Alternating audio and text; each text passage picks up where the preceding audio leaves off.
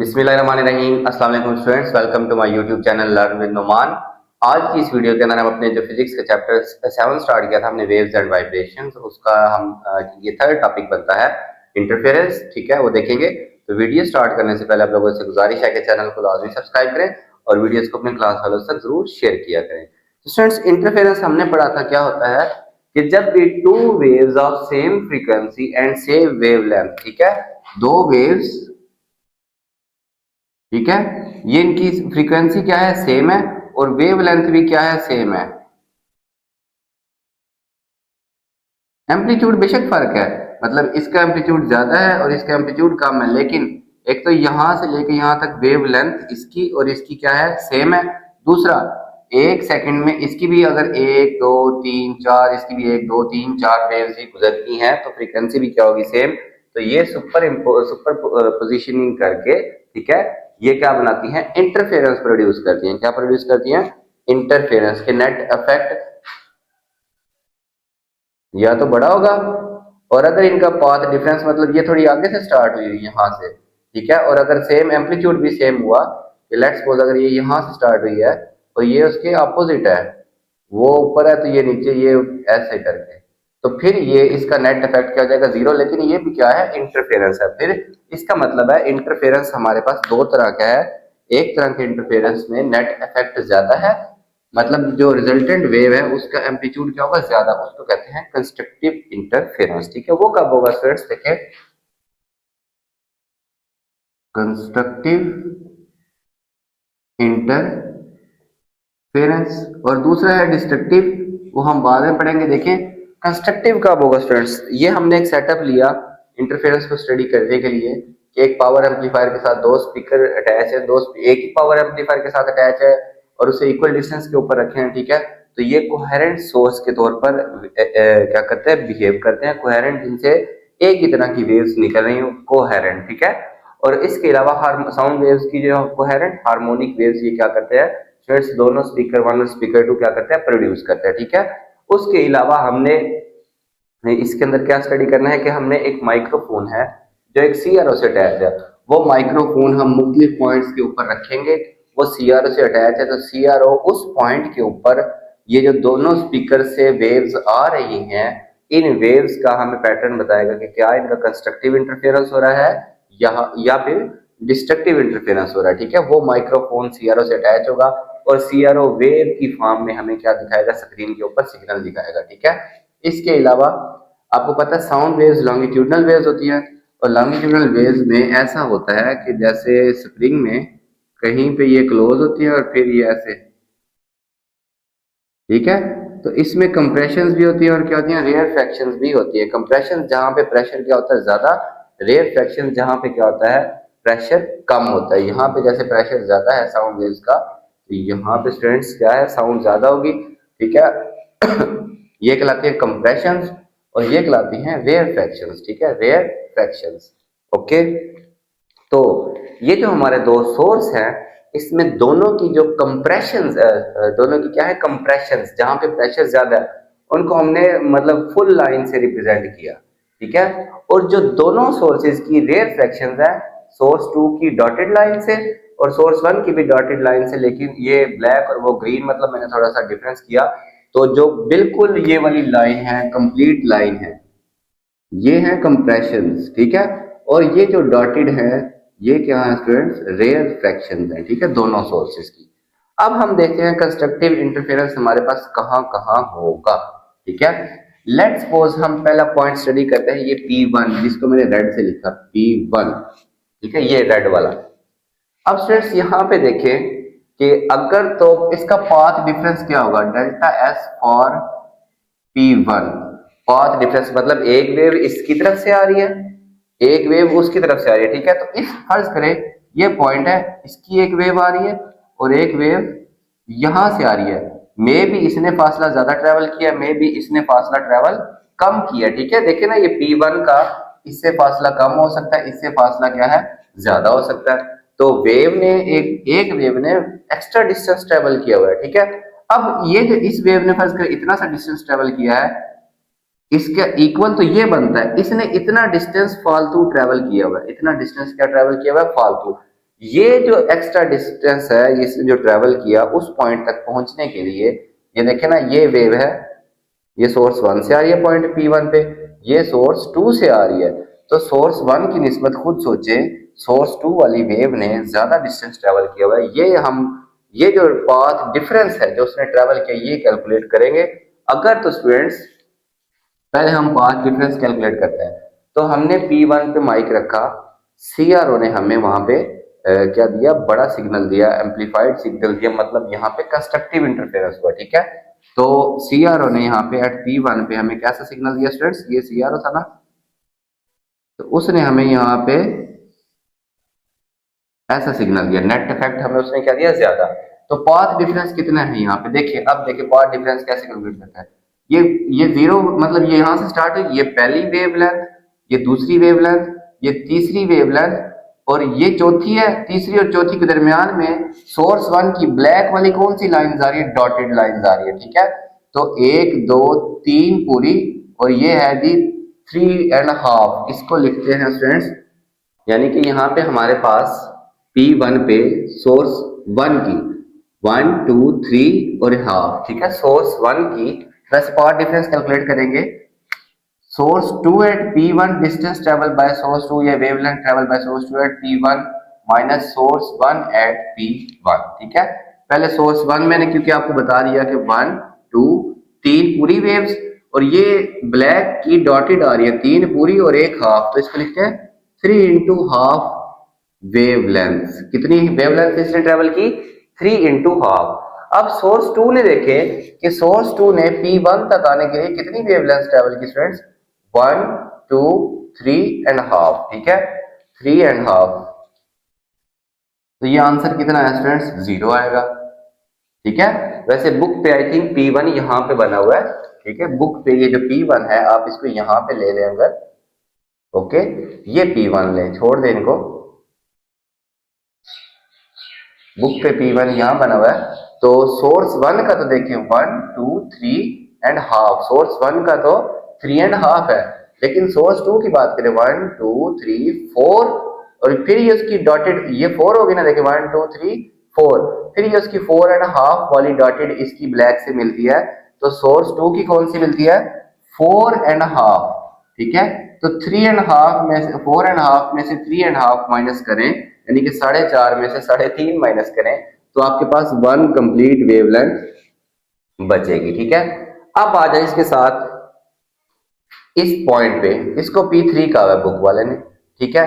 अब P3 पे देखें कि हमारे पास जो वेव पाथ डिफरेंस है वो कितना होगा, देखिए सोर्स 2 का पहले 1 2 3 4 कंप्लीट, ये वाला 4, उसके 4 वेवलेंथ है, पूरी कितनी वेवलेंथ ट्रेवल की, फॉर P3 कर ले, P3 4 into wavelength minus wavelength या distance travel by wave from source 1, देखें 1 2 3 4, ये यहाँ पे आके 4 वाली से मिले, देखें 1 2 3 फोर्थ वेव इसकी भी पूरी पूरी फोर्थ, हाफ नहीं है इसमें, तो इसकी भी 4 वेव्स ऐसे 1 2 3 4 इसकी भी ट्रेवल की इस पॉइंट के ऊपर, ठीक है।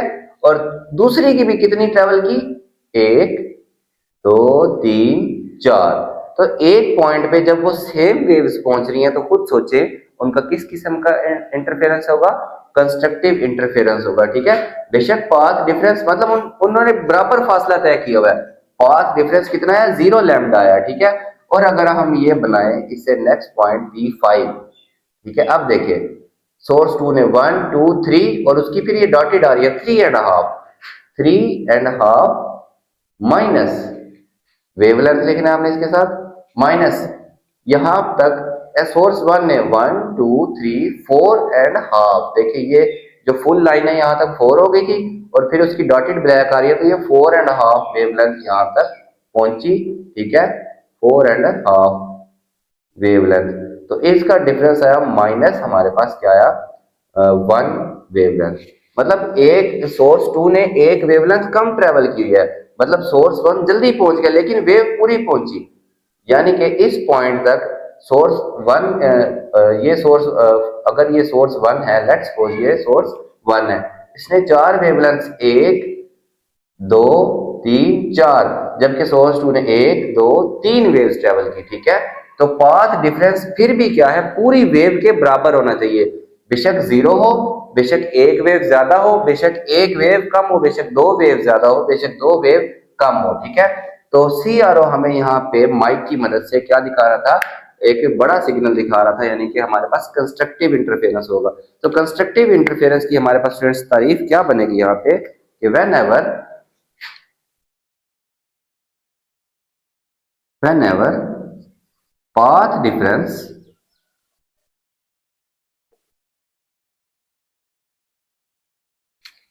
of two waves, ठीक है, at a point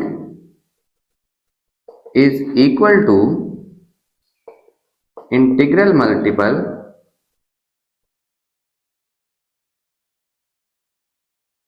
their wavelength,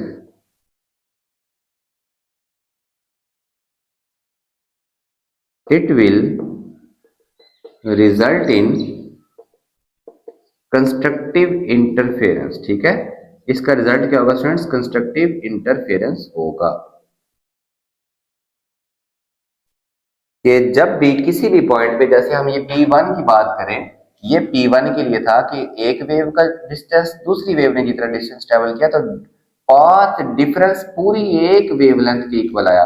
फिर पहले P1 फिर P3 के लिए पाथ डिफरेंस जीरो निकला, फिर ये वाला था हमने निकाला था P5 के लिए, ये वाला P5, ठीक है। तो ये पाथ डिफरेंस -1 लैम्डा, लेकिन पूरा एक इंटीजर आ रहा है, ये जो जीरो, एक +1 है एक -1, तो फिर इससे आगे अगर जाते तो वो +2 और -2 हो जाते, फिर +3 और -3 हो जाते। तो इसको कहते हैं पाथ डिफरेंस कितना होना चाहिए, n लैम्डा। क्या लिखेंगे हम इसको, n लैम्डा। अब ये n क्या हो सकता है, n इंटीजर हो सकता है, 0 +-1 +-2 +-3। तो किसी भी पॉइंट पे जब पाथ डिफरेंस पूरी एक वेवलेंथ या दो वेवलेंथ या तीन वेवलेंथ या पूरी एक वेवलेंथ, माइनस का मतलब पूरी एक वेवलेंथ कम, -2 का मतलब पूरी दो वेवलेंथ कम, ठीक है, लेकिन पूरी दो वेवलेंथ होनी चाहिए, ठीक है, हाफ नहीं होनी चाहिए। तो जब भी पाथ डिफरेंस हमारे पास इस इंटीग्रल मल्टीपल ऑफ वेवलेंथ के इक्वल होगा, हमारे पास स्टूडेंट्स क्या होगा, कंस्ट्रक्टिव इंटरफेरेंस ऑब्जर्व किया जाएगा, और CRO हमें इस किस्म का सिग्नल स्क्रीन पे दिखाएगा, ठीक है। अब स्टूडेंट्स हम चलते हैं डिस्ट्रक्टिव इंटरफेरेंस की तरफ। डिस्ट्रक्टिव इंटरफेरेंस देखने से पहले मैं आपको एक चीज बताना भूल गया था, डिस्ट्रक्टिव इंटरफेरेंस के इंटरफेयर जो कंस्ट्रक्टिव वो कब होगा, देखें एक इस पॉइंट पे हो ना P1 पे, इसकी डॉटेड और उसकी डॉटेड, डॉटेड का मतलब रेयर फ्रैक्शन के, रेयर फ्रैक्शन से मिल रही है। यहाँ पे देखें इसकी भी पूरी कंप्लीट लाइन, इसकी भी पूरी कंप्लीट लाइन, तो इसको कहते हैं कंप्रेशन, कंप्रेशन से मिल रही है। फिर देखिए इसकी भी डॉटेड और ब्लैक वाली भी डॉटेड मिल रही है, तो रेयर फ्रैक्शन से मिल गया, ठीक है। तो जब भी रेयर फ्रैक्शन से और कंप्रेशन कंप्रेशन से मिलेगी, हमारे पास कंस्ट्रक्टिव इंटरफेरेंस होगा। अब आ जाए डिस्ट्रक्टिव इंटरफेरेंस, ठीक है। तो हम डिस्ट्रक्टिव इंटरफेरेंस फर्ज करें, हमने माइक रखा था यहाँ पे, एक ये पॉइंट था और एक इसके साथ ये दूसरा पॉइंट, इस पॉइंट को नाम बुक वाले ने P2, ये बेशक आप मिटा दे फिलहाल, ठीक है, छोड़ दे इसको। ये वाला पॉइंट है P2 और ये वाला पॉइंट है P4, बुक के मुताबिक हम वैसे ही चलते हैं जैसे बुक चलती है। अदरवाइज आप चाहे यहाँ पे ले लें, इस पॉइंट को स्टडी कर लें, देखें ये डॉटेड वाली रेयर फ्रैक्शन और कंप्लीट वाली कंप्रेशन, तो कंप्रेशन जब भी रेयर फ्रैक्शन से मिलेगी तो हमारे पास कौन सा इंटरफेरेंस होगा, डिस्ट्रक्टिव इंटरफेरेंस होगा। और CRO हमें किस किस्म का सिग्नल दिखाएगा, ये अगर CRO है तो ये हमें स्ट्रेट लाइन दिखाएगा, कोई भी नेट इफेक्ट यहाँ पे हमारे पास नहीं होगा, मतलब सिग्नल ये हमें शो नहीं करवाएगा, ठीक है। तो पाथ डिफरेंस क्या होगा, डेल्टा S एट P2 बात करें तो source 2 eight P2, source 1 eight P2। देखें सोर्स 2 एट P2 के आप कहा कितना पहुंचा, देखें 1 2 3, चौथी पूरी कंप्लीट ग्रीन वाली कंप्लीट लाइन है, तो 4 वेवलेंथ्स, कितनी वेवलेंथ ट्रेवल की यहां तक उसने, 4 वेवलेंथ्स, माइनस सोर्स 1 P2 तक कैसे पहुंचा, सोर्स 1 P2 तक, देखे 1 कंप्लीट 2 कंप्लीट 3 कंप्लीट, चौथी सोर्स 1 की डॉटेड आ रही है, ठीक है। तो 3 कंप्लीट और फोर्थ जो है वो हाफ है, 3.5 वेवलेंथ ट्रेवल की। देखिए ये P2 है ना, तो ये डॉटेड, ये वाली डॉटेड है, बेशक ये डॉटेड, डॉटेड का यहाँ से काउंट कर लें, एक वेवलेंथ, दो वेवलेंथ, तीन वेवलेंथ, और ये 3.5 वेवलेंथ, ठीक है। तो इसका डिफरेंस कितना आया, हाफ वेवलेंथ। 4 में से 3.5 माइनस करें तो आधा बचता है, इसको ऐसे लिखना है आपने, ठीक है। फिर यहाँ मतलब, और सी आर हमने यहाँ पे रखा इसको, और सी आर ने हमें कोई सिग्नल दे दिया, ठीक है। P4 को बेशक देख लें, एट P4, ठीक है। P4 पे, ये P4 है स्टूडेंट्स, सोर्स 2 1 2 3, और ये डॉटेड वाली हाफ 3.5, ठीक है। तो path difference source 2 at P4 minus source 1 at P4, source 2 का आया था 3.5 वेवलेंथ। दोबारा देख लें, P4 पे 1 2 3 पूरी और फोर्थ आ गई हाफ। सोर्स 1 एट P4 कितना, देखें, एक वेवलेंथ पूरी, दूसरी वेवलेंथ, तीसरी और चौथी वेवलेंथ पूरी, तो 4 पूरी वेवलेंथ। तो ये माइनस का हाफ आ जाएगा। पहले 4 में से 3.5 माइनस किया था, अब 3.5 में से 4 माइनस कर रहा है, तो बेसिकली ये प्लस का हो गया और ये माइनस का, तो माइनस की हाफ वेवलेंथ आई। तो इसका मतलब है डिस्ट्रक्टिव इंटरफेरेंस हमारे पास कब कब हो रहा है, जब पाथ डिफरेंस हमारे पास हाफ ऑफ द वेवलेंथ के इक्वल है, मल्टीपल के इक्वल है, ठीक है। ये देखें, तो हम इसको ऐसे कह सकते हैं कि whenever the path difference is equal to